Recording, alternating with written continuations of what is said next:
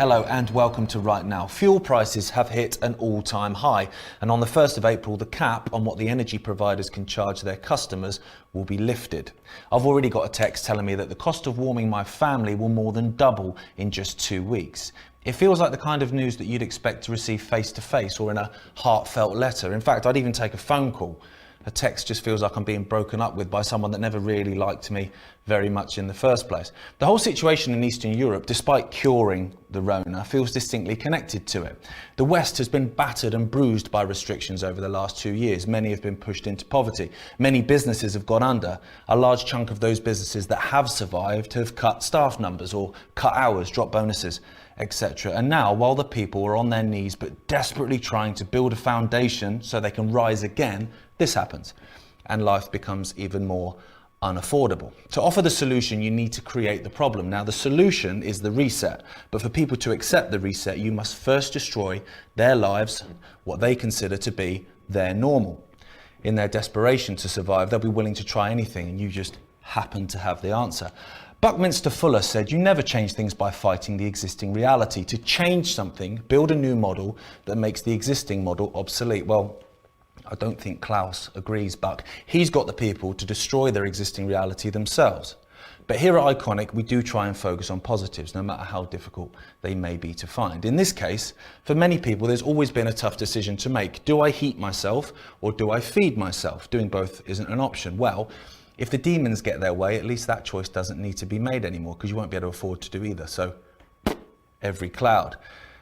As the clamour for war against Russia grows even louder in the West, our first guest tonight is here to offer some much needed words of caution.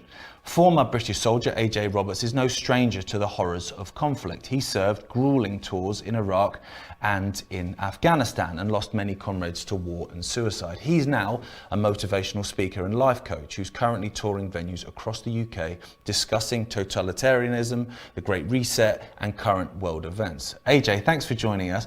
As a former military man, what is your take on the Ukraine-Russia situation, and are we being told everything?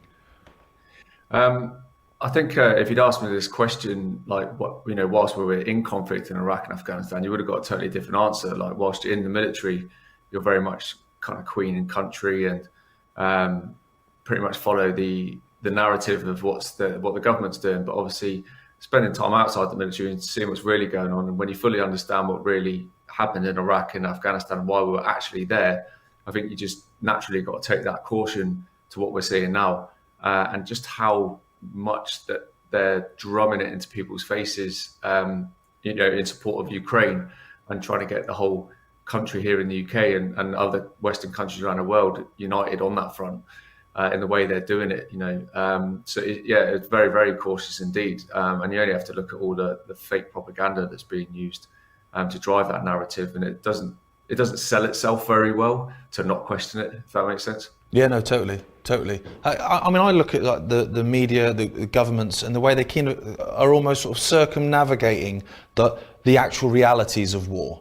They don't really mention that. When they're saying, we want to do this, we're going to do this, we're going to do that. They don't really talk about what war actually means for the people that are being sent to the front line. What would you say to those people? Well, I think you've just got to look at the fact that this has actually been going on for like 8 years. They are circumnavigating it all because there's not a massive great deal to show, because they're not really in the thick of it like they would have been in Iraq and Afghanistan.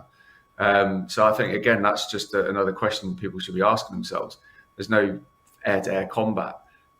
They say about Russia's invading Ukraine when in fact its borders were never signed over and become sovereign in 1991. So can you invade your own country? They don't ask any of these questions, and again, it's just slammed with Russian totalitarianism, and the way they see it on the actual Ukrainian people. But the reality is, the Ukrainians have been bombing their own people for the last 8 years, especially in Donbass. Yeah, people don't speak about that, about the death of people in 2014, killing civilians and stuff. They also don't talk about the fact when they say Putin, he controls the media, he arrests journalists and stuff, when Zelensky does exactly the same thing. But it seems to be okay when he does it, because he's an absolute poster boy at the minute. Well, what do you make of the volunteers from all over the world, including Britain, that are going over to the Ukraine now to fight with the Ukrainians? I just think they're not fully well informed, and I genuinely wish they were. Just like I wish people, well informed over the last couple of years. But here we are.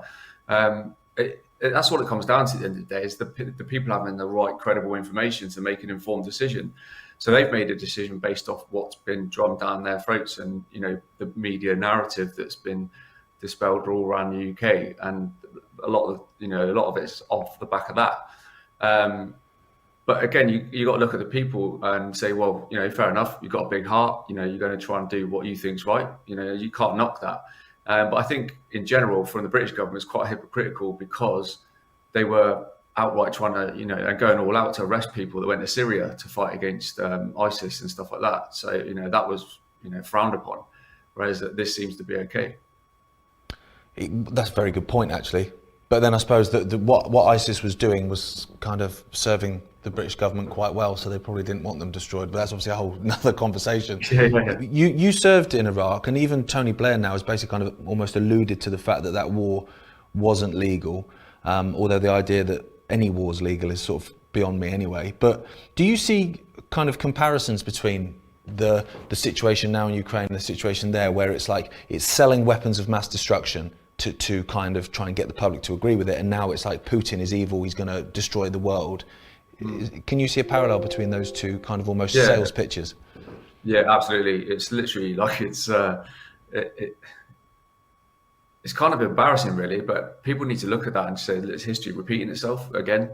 That whole narrative, like weapons of mass destruction, murder, death, kill, that's basically what they put on Saddam and Iraq, and that's what got everyone standing up and saying, yeah, we need to go in, we need to get rid of these people. The same thing's happening again against another leader of another country. It doesn't matter who that is, but it's the same media narrative, the same push, the same conversations you're seeing in Parliament, standing up and applauding the opposition, like all this kind of stuff. It just basically hammers home their narrative more and more and more. And if NATO were to suddenly go into Russia, the fallout of that would be horrendous. But also, later on down the line, we'll just look back again and go, yeah, we shouldn't have done that. There was actually no evidence to suggest that we should have done it in the first place, and we should be back at square one. Then that's it. But it'd be a lot worse off for NATO because obviously the size and the might of Russia compared to a country like Iraq. Do you notice the media doing a lot of the government's bidding? Because they certainly did it with weapons of mass destruction. They pushed it. It was front pages, that, what was it, 45 minutes and we could all be destroyed or whatever. I saw something interesting on the BBC the other day. It was an interview with someone in Ukraine who was, kind of speaking from their military side. And behind him were 5 pictures on the wall of people. I didn't recognise any of them, but people. And the one in the middle was blurred out. And I remember noticing that it was kind of strange, because in my head, I'm thinking, is that explicit? Like, is it like a naked bloke? Because if it is, that's odd. But they blurred it out. And then it was later pointed out, I think it was Off Guardian had pointed out the fact that what it was actually, it was a photo of a prominent Nazi. So then I look at the media and I go, why would you blur that out? Because you don't want me to see that. Why do you want me to, why don't you want me to know about that? Yeah, exactly. And what we're seeing now is a massive uprising of basically dormant Nazism. So that's all that happens. The Nazis didn't lose as such in World War II. They just kind of went into hiding, using Antarctica as a central base, and have basically just been moving people into position all around the world into key positions like presidencies, Angela Merkel, Macron, the World Economic Forum, establishing like all this kind of stuff. It's all born and bred and the bloodlines through Nazis. It's all out there, it's all documented. You can go do the research on it. And again, we're seeing basically the sheer size of this machine, putting its fingers into every single pie going around the world, including obviously Ukraine. And that's been going on for quite some time. It's been a corrupt place for a long time. And I've got friends who are Ukrainian that live in UK and are obviously deeply concerned about what's going on and really upset and stuff like that. But even they don't know the full extent of that level of history within their own country. So I guess it's a case of, the media are going to hide it like that because they don't want to basically people to start digging around people like that and those individuals. But we're seeing, neo-Nazi groups on a mass scale, like getting bigger and bigger, and people coming to join them from outside countries in Ukraine now. And it's only been a matter of time before people really see it for what it is. Absolutely. I think the BBC did a piece, a documentary, which might have been in 2014, where they actually spoke about the Nazis in the Nazi battalions within the Ukrainian military, and because it was okay to talk about it then, but you can't obviously. No, delete that, forget that. We didn't really do that, as if people won't look back and see it. But people won't know, will they? I mean, we see that over the last couple of years. People don't spend the time to do the research, and it's half the reason we are in the position we're in. We're at a point now where I've never seen so much poison coming out of the mainstream media as I have done, especially the last 12 months. And I think the more people that can be cautious of that and look towards alternative media to get like a better understanding, the better. And I just think a lot of these mainstream media broadcasting companies that we know are financially probably strapped, they're being funded by the exact same globalists that are causing these problems. And they're always going to do what the hand that feeds them says. So, this is why searching alternative media is a very sensible thing to do. And I'm not saying that, from a biased point of view. It's like if you generally want to know the right information, you need to look outside the BBC and Sky News, because what they're feeding you is like completely distasteful rubbish, really. Yeah, I agree. And my question is always, what do you gain? What do you gain from me believing what you're telling me? If you put that, try and put that perception in my head, what is your aim? Why are you doing that? Yeah, and I think that's the way people should always look. Is like what's the agenda, or what's the purpose behind either the media coming out of a certain story or somebody taking some kind of action.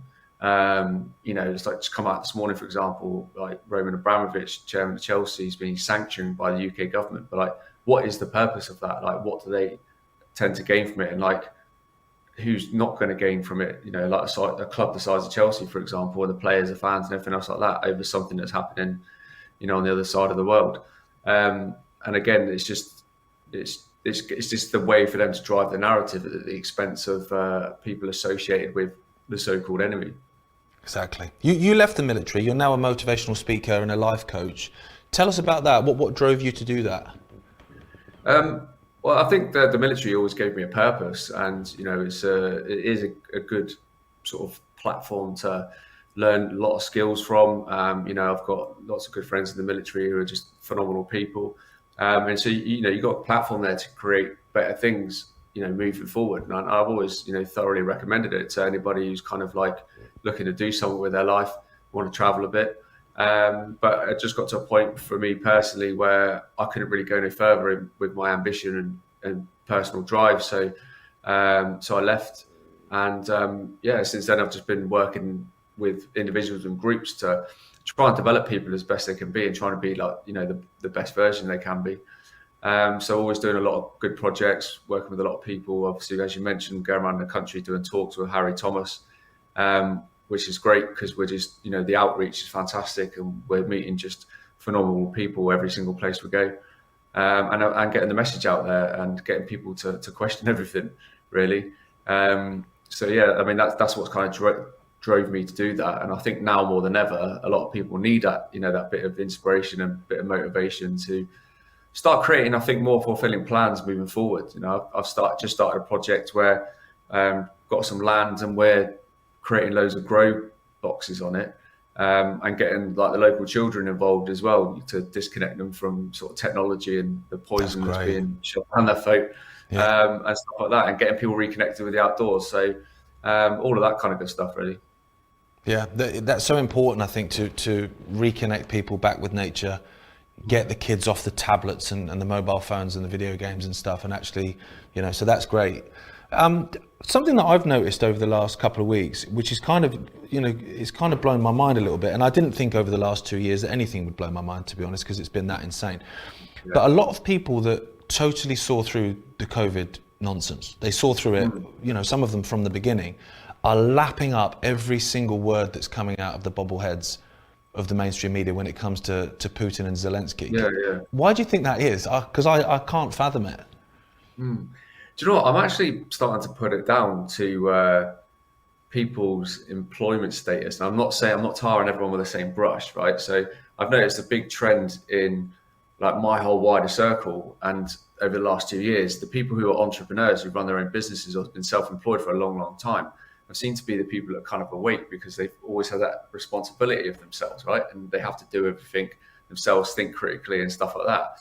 Whereas even people in the the military community and police haven't just seen it at all for what it is. But now I'm finding the people who were like, even say ex-military, who were like awake during the whole pandemic process, are kind of like now not seeing what's going on over in Russia. I'm like, oh, is that the military head on? And where we've always had it drummed into us that the East, Russia, as far back as I can remember, it being in the military is the enemy, or is the sleeping giant, as well as China. And even to this day, like all the guys and girls I speak to are told like, Russia's the enemy.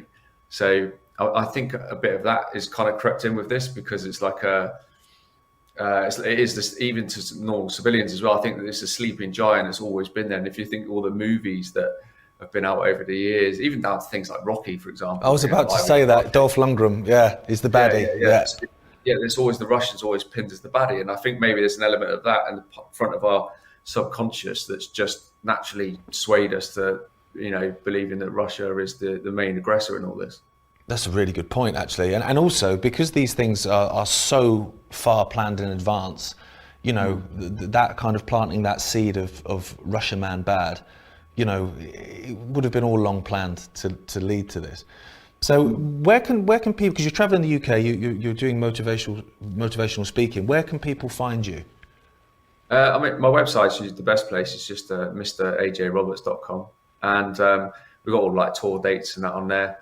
I'm on Facebook and Instagram and Twitter, and Getter now, because obviously the 30-day bans and stuff are starting to creep in across social media platforms, as they have done for many of us. So just trying to like obviously widen things, and I've got obviously all my podcasts that I've done with a lot of key scientists and doctors and that on YouTube and on Rumble, just under the AJ Roberts Show. That's great. Thanks for coming on, AJ. Appreciate you taking the time, mate. No, cheers, mate, and best of luck. AJ Roberts there with his analysis of the Russia-Ukraine situation. Still on the subject of Russia, we carried out a Ríght Nów poll this week, asking if current events between Russia and Ukraine would lead to World War III. Hearteningly, 78% of you said no, but 22% were more cautious and said yes. As always, there were some insightful comments. Mike Glover said, I thought we were already in World War III. It's quite a good question. The Goose Drank Wine said World War III started in 1995, in Rome, to be precise. Free Living Woman said no, but they'll try. Yeah. Jahansky said no, but it will lead to the inevitable economic collapse that will be blamed on Russia, ignoring the fact that it's been a ticking time bomb for years. My personal fave, though, is Gulas, who said it's all been a setup for the World War III, and Icke was right once again. I have an idea. I nominate every politician, mainstream media bobblehead and virtue signalling celeb that pushes for the very actions and sanctions that would make an expanded war in Europe more likely to be sent to the front line as the initial wave to fight back against the Russians. Put that into law and watch their rhetoric flip 180, because it's easy to demand military action when it isn't them facing the barrage of bombs and assault weaponry. They'll be tucked up with a log burner on in their gated communities in Surrey, listening to the bombs dropping in Dolby surround sound. Ironically, these are the same communities that host several Russian oligarchs. I did some gardening for one once. It's a true story. They will be nice and comfortable and away from the horrors of war that they would have inflicted on others. That's not the moralistic position they believe it is. Earlier, we heard how AJ Roberts left his distinguished military career to embark on a career empowering people. Well, our next guest is leaving his political career as he says the system is broken and he no longer believes in it. Australian MP George Christensen said what he's seen in politics over the last 2 years has changed his beliefs from right versus left to the elites versus the rest of us. He also says he no longer trusts authority or the mainstream media. George, welcome to Ríght Nów. You're leaving your political career of more than 10 years. Was that a really tough decision for you? Look, it was, there were two things that I said when I believed that I stopped having a voice that can actually do things in the system is probably when I'm going to go, and also when I stop enjoying the world of politics, I'll also go. They both coincided actually over the course of this pandemic, and it's just shown that the institutions of democracy that we thought were there for the protection of the people are just not working. And look, there's a lot of reasons I think that that's the case. The central one being that politics is downstream of culture, and we've got a pretty corrupted culture at the moment that's caused the explosion in pandemic insanity that we've seen over the last 18 months to 2 years, Gareth. So was it the last 2 years then that really sort of sparked that decision, or was it something that perhaps you were considering before? You know, you'd seen, like you're saying, various things, and this was maybe the tip of the iceberg. Yeah, look, this probably was the tip of the iceberg, but I think that there was an acceleration of I just can't describe it as anything else other than insanity, policy insanity, like we've never seen before. I'm probably being a bit, I'm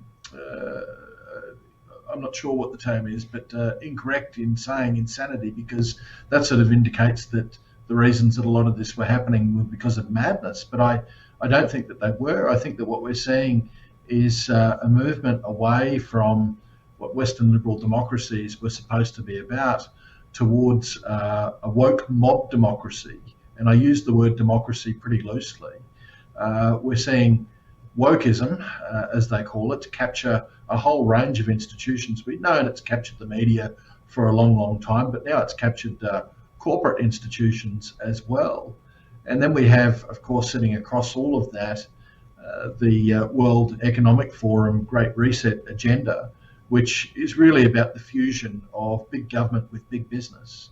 And in that paradigm, the little people don't get a look in whatsoever. So that's something that I don't want to be part of, but I want to call it out more and more. And I can't do that from inside politics. So I'm stepping out, and I'll proverbially throw rocks back in, because I think that people doing probably what you're doing and what a lot of other people are doing, being cultural influences, for want of a better term, pointing out, the man behind the curtain, that's probably doing a lot more good in politics than actually members of parliament can ever do.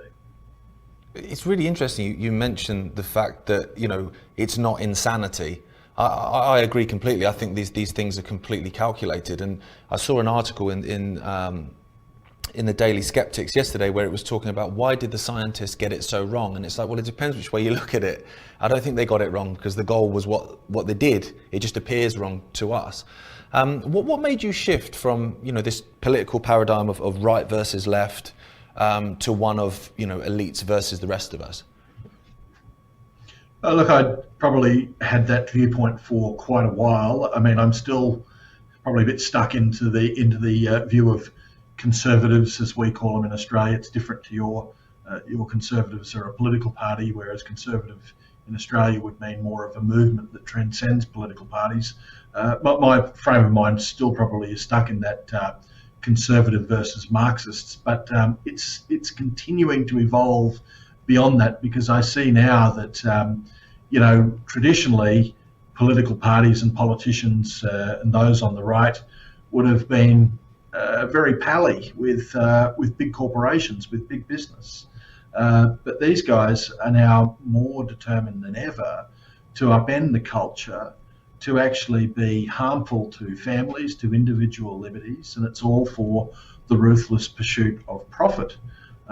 Those things don't correlate with conservatism as I know it. So that's why I think that my view of the political system really is probably in the process of morphing from that left-right paradigm to one of, it's the uber elites versus pretty much the rest of us. They've got a lot of power, they've got a lot of money, and they've got a lot of intent. And those three things are never going to be good for the rest of mankind. Absolutely not. As a member of Parliament, what is it like in Australia? Because I'm thinking of how things are in the UK, and I remember when John Smith, who was the head of Labour, died, which, unfortunately, pathed the way for Tony Blair. But when he died, I remember John Major, who was the head of the Conservative Party, speaking very highly of him. He said how they would have a drink together, after basically a slanging match, which is, almost theatre, and then they would have a drink together. Is that similar in Australia with MPs? And if it is there ever a point then where you'd have someone, say like Daniel Andrews, who's just gone to the next level crazy, that you would actually sit and have a beer and go, Dan, what are you doing, mate? Like, this is madness. Would those conversations ever take place? Look, I'm not in the Victorian State Parliament, but I can tell you from the experience of the Australian Federal Parliament, and that's where Daniel Andrews sits in the Victorian State Parliament, by the way. In the Australian Federal Parliament, yeah, look, there is still a bit of what we call reaching out across the aisle, so that there's a bit of fellowship, but it has waned a bit. Politics has gotten more visceral and jaded, but unfortunately it often becomes not on the issues, it becomes along personalities, which is the worst type of politics. While it is very good to I guess see politicians be human and have a drink together and have a beer together, I get quite scared, Gareth, for whatever is being proposed when I hear both sides of politics are supporting it. Right. My ears prick up and I think, what bad thing is happening that it's got bipartisan support from both sides of politics? That's what scares me more than anything, actually. Oh, yeah. The same here with the Conservative Party and the Labour Party. When it came to COVID, when it comes to be fair, the kind of situation with Russia and Ukraine, they're on the same page all the way, and that I'm the same as you. That rings alarm bells for me. What was the reaction to you saying that you weren't going to run for re-election? There was a bit of a shock about that because I'm in a seat that's quite safe here with something like a 15% margin. So quite honestly, I could have gone and held this seat for life if I wanted to, but I don't want to. And when I said that politics was broken, I think there was probably deathly silence from everyone else on that matter.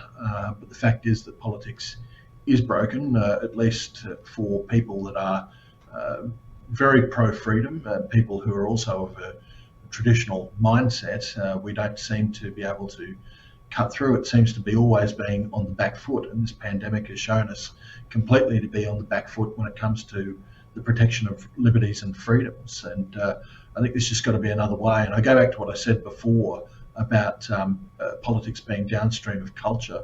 I think the only way to fix this issue of a slide into tyranny, quite honestly, that's what's happening. That's what I'm seeing around me in my country and all throughout the Western world. The only thing we can do to stop that is to try and change the culture, and that means waking up more people as to what's going on. I think a lot of people are waking up now. I mean, for yourself, the last 2 years obviously changed your beliefs to a certain degree, and obviously now it's going to change your career as well. Do you think that's a case for a lot of people in Australia, that there's no turning back now from what they've seen over the last 2 years? Like once you've seen it, you can't unsee it. That's correct. I think you're right. I was just, before coming on your show, talking to a lady who migrated to Australia from Wales, and she's lost her job. She was a school teacher, a science teacher. She was dismissed from that role because she chose not to be vaccinated.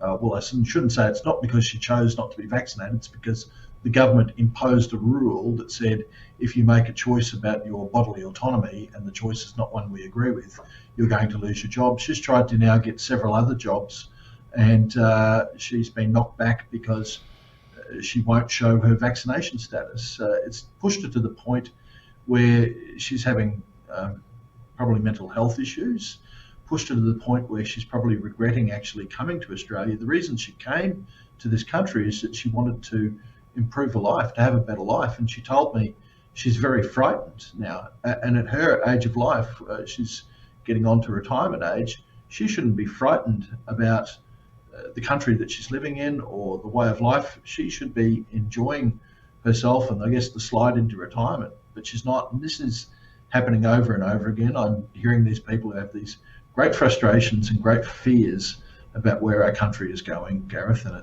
it alarms me. It really does. It is surprising, I must admit. Like for me, when I got to kind of leaving school age, and people went off to uni and stuff like that, a lot of people did gap years and they went to Australia, and that's where they wanted to go. My sister did it, and a lot of people I went to school with actually live in Australia now. And the whole selling point was this kind of chilled out, free society of you can express yourself, you can kind of do what you like. There's loads of room and space, and the rules are kind of minimal. And obviously that's just been completely kind of knocked out the park. So obviously you're leaving politics. What are your plans now? Do you have a set plan of like that? This is what I'm going to do, like you said about throwing stones at the establishment. Is there a way that you plan to do that? Look, I was a journalist in a former life, and obviously with that evil background in my pocket and the evil background of politics in the other pocket, I can hopefully put two of them together and use it for the forces of good. But look, I just want to comment quickly on what you said about the sort of easygoing, laid-back lifestyle of Australia. We always styled ourselves as a larrikin people who were against authority, but when push comes to shove, in Australia, our culture was one that was completely acquiescent to authority. It's probably got to do with a number of things. One being the fact that we never had some war of independence or revolution in this country, so we've always been under the thumb of authority. At that stage, it was our British colonial masters. But moving on from that, because of the vastness of our country, we've also relied on government to do a lot of things for the people, and the reliance on government becomes somewhat overwhelming in this country, and there's a danger that comes with that. It's good to have government doing things that's in the interest of the people, but when the government requires things of you in order to have those things done or to look after you, then there becomes a very big problem, because we move into sort of the social credit style system that we rightly criticise communist China for. Yeah, very much so. You are free to do as we tell you. But thank you so much for talking to us, George. And I look forward to seeing you, kind of out there now with articles and no doubt podcasts and stuff, fighting back against the system there. And we really appreciate you talking to us. Thank you very much, Gareth. Our next guest this evening is the founder of a new project aiming to raise the consciousness of as many souls as possible on planet Earth. Sacha Stone is the founder of the Lazarus Initiative. He says it will bring together experts and leaders in the world of spirituality, quantum physics, cosmology, ascension and truth. He wants to build a global network of people awakening to their rightful sovereignty. And he joins us now. Sacha, welcome to Ríght Now. Tell us about the Lazarus Initiative. What are you aiming to achieve with that?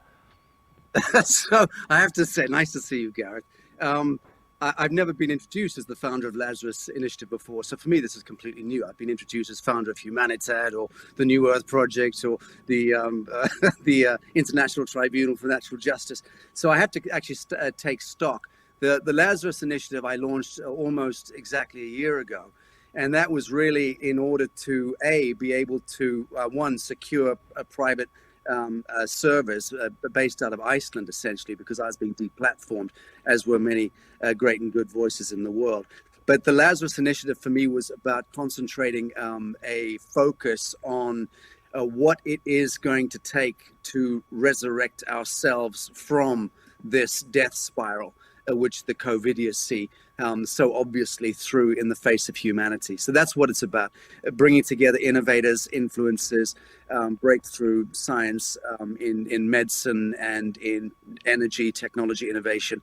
The best of the best of the best of those out there that are being either sequestered or deplatformed or held back from the marketplace. So that was really the thinking behind the Lazarus Initiative, i.e. raising Lazarus from the dead. How would the initiative work, and what reaction have you had to it so far? Well, we've been underway for a year. We've conducted, I think we just conducted our 9th symposium this last weekend. Tens of thousands of people look in. initially, and then after 12 weeks, the symposia and the publications go open source. We also publish the Lazarus Journal. So all the information within 12 weeks goes open source and is made freely available. What I've been doing is bringing together all of these influences and icons. The net result has been frankly terrific. So we are threading our own narrative, beginning to understand our own navigation system. How do we retrieve ourselves from the death grip of governments? How do we revoke, redact, rescind, retract the invisible contracts that exist between living souls and the autocratic, satanic governments and churches? The governments and church are the same thing. The priest bankers are the same thing. Bankers are priests, priests are bankers, have been historically. So, that's working well, to answer the question, beginning to assess and then collate the alphabet of sovereignty, and then the mechanics of sovereignty, which equates to the mechanics of ascension, because until we have claimed our sovereignty and are standing in that flame as an Adam, we are not going to ascend. We're not going to evolve beyond a holonomic field of reality that we are permissioning, that we are complicit in manifesting through our coin that we pay to Caesar, and through the acquiescence that we offer it by taking the fucking knee every 5 minutes to some co-idiocy or another. So really, it's a full spectrum look at sovereignty, at the cosmogenesis, meaning to say recognizing the truth of who and what we are as a species. We are the cosmogenetic, hybrid. And then also looking at the mechanics of ascension. What does it take and what will it take to move our entire planet and species into the next octave of expression? So they're all interrelated. An understanding of cosmogenesis is integral to sovereignty, and sovereignty is integral to manifesting the next great unfoldment or revelation. You founded and obviously been involved in lots of projects over the last few years. You listed them at the beginning. What have they? What goals have they achieved, and how does this Lazarus Initiative kind of take it to the next level beyond those? Yeah, that's a good one. So again, those were all different. The Humanitad Foundation, which I founded in 1999, has been involved in doing diplomatic work. So right. That was really where I was meeting with and continue to meet with world leaders, and have built a very robust global network of access to leadership, be it political, military, academic, ecclesiastical, whatever. It's all part of the same hoo-ha. That led on to the New Earth Project, which I launched about almost a decade ago, I think in 2013. So 9 years ago. And the New Earth Project was about beginning to conceive of a world beyond government, beyond governance, beyond any interference from the Babylonian Mysterium cult, beyond taxations, beyond fiat economy, blood economy. And then we've spent the last 9 years defining that and building it out. I mean, here in Bali, I'm speaking to you from the New Earth Haven. We've had tens of thousands of people pass through the halls here. We've more or less proven out the aspects of the metric here. I'm now taking that forward in Mexico to a huge project there, where we're developing a macro New Earth nation project. And the groundbreaking is underway right now. So that will I'll speak more about that later this year. But the New Earth Project then moved into an understanding that we, in order to disidentify from the satanic or false light construct of false light reality out there, which is consumerism, high street, blood economy, mindfuckery going on in the rigged mainstream media and academia. If you are to disidentify from all of that miasm, you have to essentially revoke the contract with the fiction, which is the government, and the straw man. And there are mechanics involved in that process. And one has to then, after you've revoked or redacted or retracted the contract, you have to stand down the myth of power, which is your local municipal authority or your federal government authority and all the bullshit that comes with that artifice of government. And you have to implement natural law. Restitution or restoration of natural justice must become the new source code.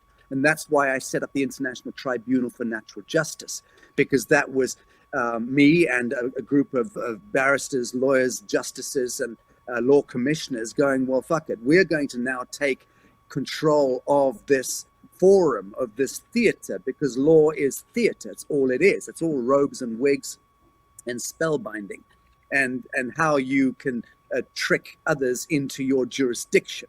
So that's hitherto what governments have done and what the international juridical systems do, whether you're talking about the International Court of Justice or the International Criminal Court or the Supreme Courts of all these godless fiction governments, or corporations masquerading as governments, I should say.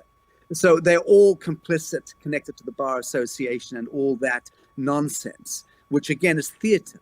So we took the International Tribunal of Natural Justice into our own theater and established multiple law commissions. So the primary one being the Judicial Commission of Inquiry into Human Trafficking and Child Sex Abuse, which we launched in Westminster, London in 2018.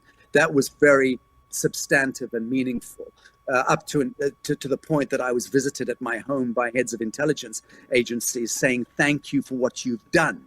Now that you've done that from the street level or from the non-governmental sector, that's allowed us to make certain moves. So that for me was very meaningful, to meet with key and also to receive letters of thanks and support and endorsement from parliamentarians and from retired police chiefs and people in the intelligence community who really continue to this day to thank me and us for what we have done and what we continue to do. We're just about to launch new hearings, which I can't speak about at the moment, but in late spring, early summer, the ITNJ are releasing a raft of new hearings connected to the human trafficking story. But we've done financial crimes. We've had secretaries of state, police and crime commissioners, crime commissioners turn up, criminologists turn up. Like I said, all sorts of good and powerful people have recognized the ITNJ's jurisdiction of restoring natural justice, natural law. So Maurice, the last formal seating we did was in Indonesia, where we did the Judicial Commission of Inquiry into the weaponization of the biosphere. And this, I'll remind the audience, this was 6 months before COVID broke out. So we already saw what was coming down the pike. And we created that Judicial Commission of Inquiry, which is on public record. I had many of the world's leading authorities and experts on geoengineering, on vaccinations, on the whole caboodle thrown into that 3-day seating, which is on the public record. Again, commission.itnj.org. Anyone can go and see those hearings. That's great. So with all these different projects, you're basically, I mean, you talk a lot about ascension, moving into the new age. Now, the new age movement comes in for lots and lots of criticism, certainly over the recent years, with some people saying like it's fake spirituality. I know my dad gets all kinds of, abuse thrown at him about that sort of stuff as well. What do you make of that? I agree with most of the thrust of that argument. So I'm old-fashioned in a sense. I'm an old-fashioned Christian, Muslim, Buddhist, Hindu in my worldview.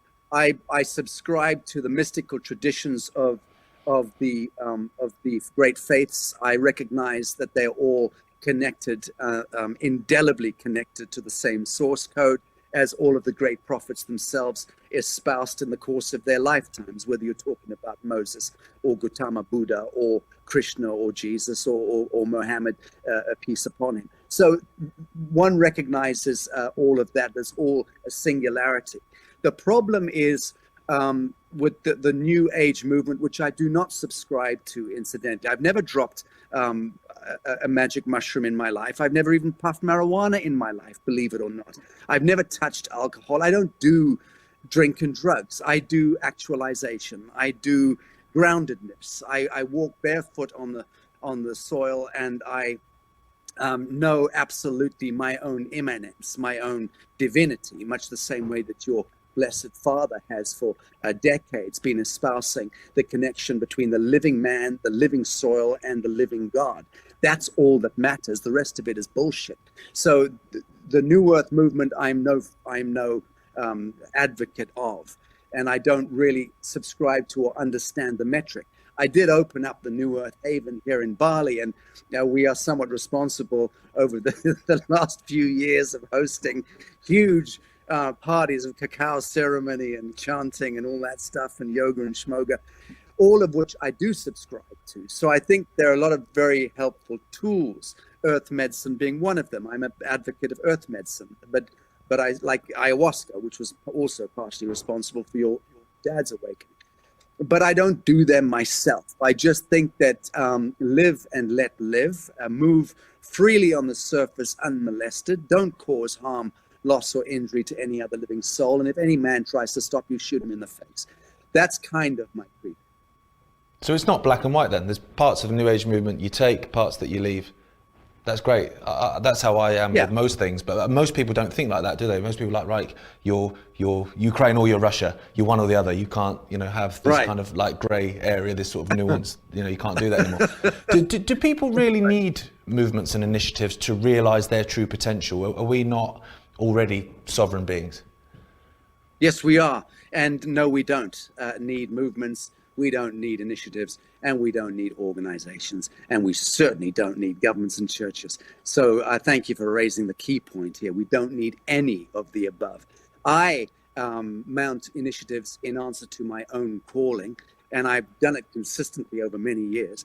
And I do it because I am the one trying to organize in my own life, within my own hologram, some semblance of navigation out of the kingdom of the devil.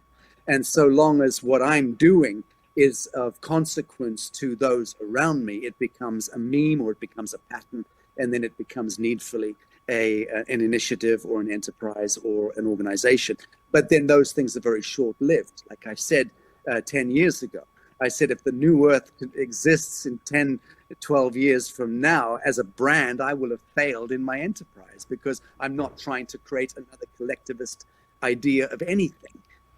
So I agree with your more quantum egalitarian idea that we don't need any of the above. Having said that, it is crystal clear that in the great era of Fauciism and satanic governments are casting a Luciferic thrall over the entire planet through their orchestration of evil and witchery and genetic interventionism, it is crystal clear to me that we do indeed need to be able to self-organize ourselves out of that kingdom of the devil. So to that extent, possibly we do still need to make use of systems and apparatus that are of our own devise, and not ones that are a dragnet pulling us into their thrall, so to speak. Thank you so much for joining us, Sasha. We really, really appreciate it. It's such an interesting conversation, and we appreciate your time, because obviously I know how busy you are. Thanks for coming on right now, and thanks for talking to us. God bless you, brother. One of the good things to come out of the madness of the last 2 years are the new collaborations and friendships that have been made. A few days ago, I spoke to one of those collaborations. Jam for Freedom are a group of musicians and activists who have inspired people across the world over the last 24 months. Founded by Campbell McLaughlin, the band has been performing outdoor gigs throughout the pandemic, spreading the word of health, liberty and freedom of choice. It's now grown into a large collective of musicians, and they're about to go on a special UK tour. They popped into the Ríght Nów studio to tell us about it. Cheers for coming in, guys. Thank you very much. First of all, so you formed the band. How has it evolved since you started? Yeah, thanks for having us on, Gareth. Pleasure, mate. Started the project as the Outside Jam in summer 2020 to give musicians a way to work and get together in parks and make a bit of money from donations, and I was part of the band. And then as events unfolded and I started to do more research and found out it was a pandemic, and it's a total scam, and the mental health of people was just getting pushed under the carpet. Changed it to Jam for Freedom in December 2020, and we went out Hampstead Heath with a drummer called Felipe Amori, and we did the first Jam for Freedom. Fantastic. And, Felipe Amore is a hell of a name as well. yes, he's from Brazil, and it was a real struggle to find musicians who wanted to join in, because Really? they wanted to fit in and be politically correct, and Right. I don't really care about that stuff. No, that's something that's been a shock to me. I don't know if any of you have thought this as well, with the fact that musicians, especially like rock musicians, are supposed to be kind of alternative, and they've been silent throughout most of this. Yeah, it could be the labels, it could be the certain controls that they're under, but we've got none of that, and that's why we're here to stay. We are the music revolution. This is a totally new chapter in music history. Excellent. As it is a totally new chapter for many people in history, in different careers and different philosophies. So it's really great to be part of it. I never thought I'd be doing anything like this. So yeah, you're right. Yeah. Completely. What was it like then, touring and playing around that whole time when restrictions were on?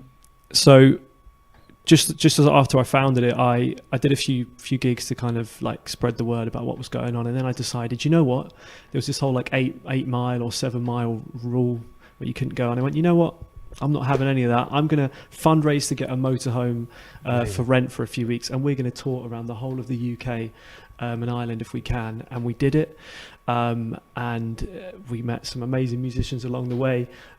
David actually joined us when we toured in Ireland for the first time, and we were the only touring band in Ireland. So it's just been an incredible experience. It's been, obviously adversity.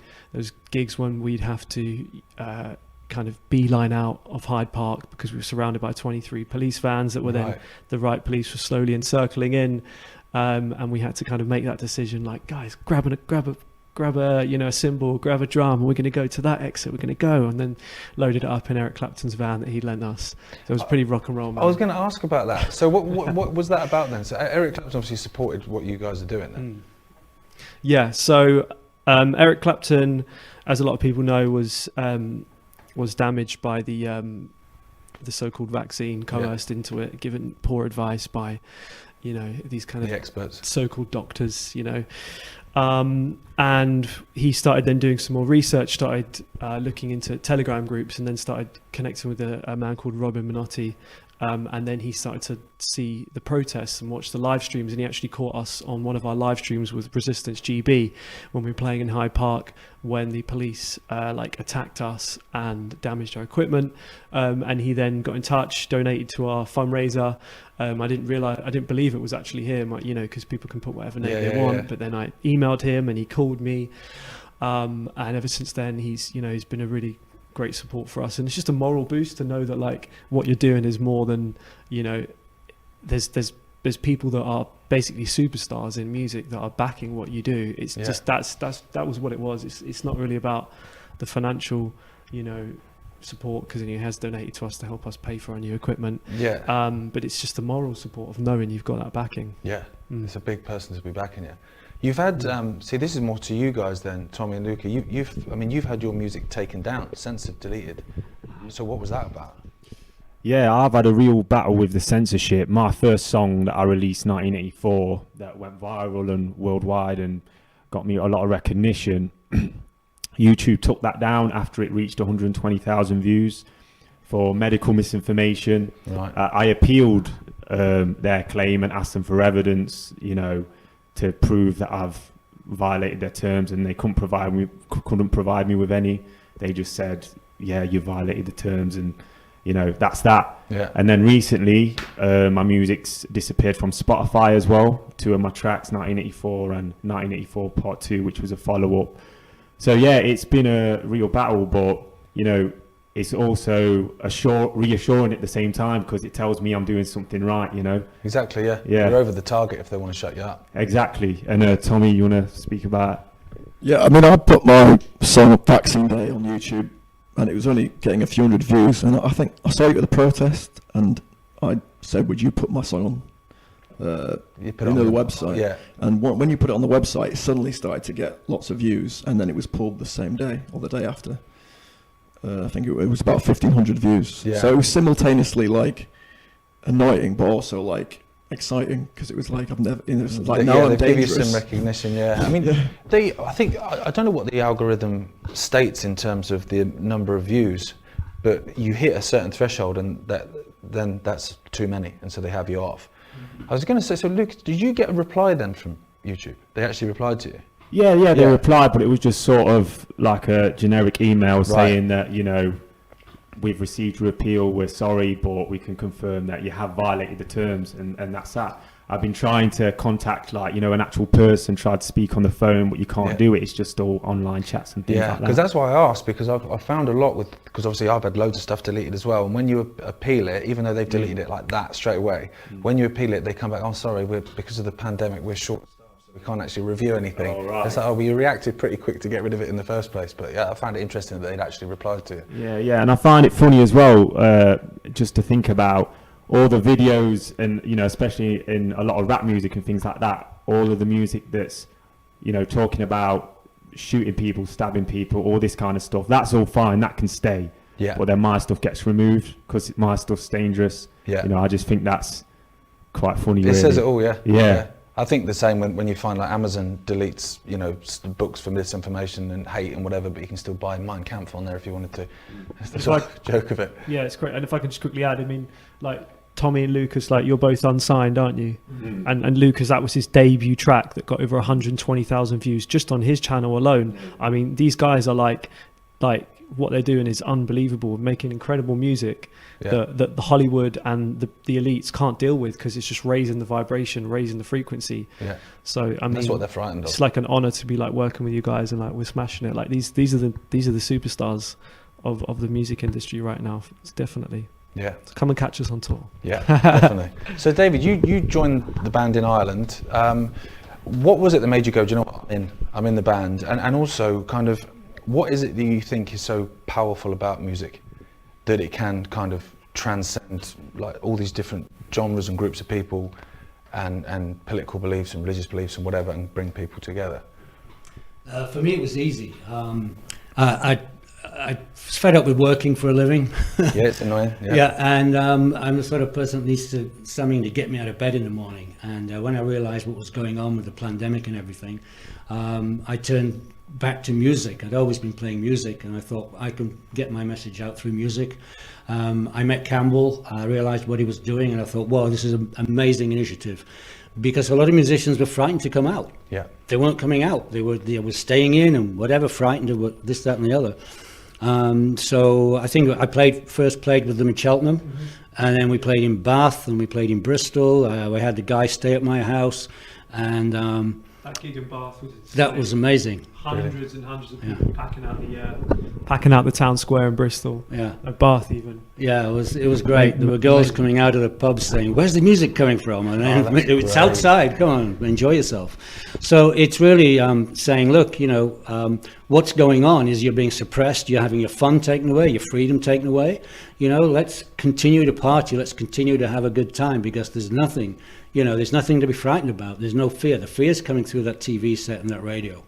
You know, once you realize that, you know, you become more empowered. Yeah. So Campbell phoned me up and said, hey, we need a bass player for our tour in Ireland. I hadn't played bass, but I could work at it, and so I joined them in Ireland, and that was an amazing experience. They had the vaccine passports at the time, so, you know, we had to hunt around for where we could get some food. I couldn't even go to the toilet without putting a mask and a vaccine passport, so I ended up going behind some car park or other. And it was just crazy. It is insane, isn't it? Every time people say things like that, even though I know it anyway, it's still, my head doesn't quite compute that actually happened. It does. I mean, it's like, how are people just going along with this? It's just, well, there's no logic. No logic at all. So, you know, I was really happy to join the band and do whatever and play whatever, and got my own songs coming out too, and you know, and be part of this movement. And I think it's a new musical movement. You know, it's one that we're not tied to musical contracts, to people creaming off the top. You know, nobody telling us what to do. You know, it really is musical freedom. That's great. So tell us about the tour. When does the tour kick off, and where does it kick off? Our first gig is on the 27th of March in Leicester, so not too far from the studios here in Derby. And then we're just going to be hitting up all of the major cities across the UK. We might make it over to Ireland again. You can get tickets at jamforfreedom.com. And if you want to request us at any locations, just get in touch. We also have musicians around the country playing for free every Sunday at different stand in the parks. Fantastic. And also all across the world, like this Friday, which is going to be the 4th of March. Obviously the interview will be airing later. But we're going to have musicians in the United States jump on the back of a trailer and join the trucker convoy.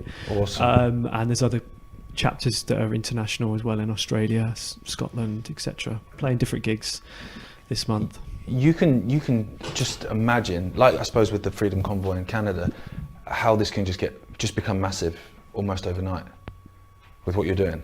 You know, like where you're saying you've got little things here. If it all just comes together, then that could be enormous.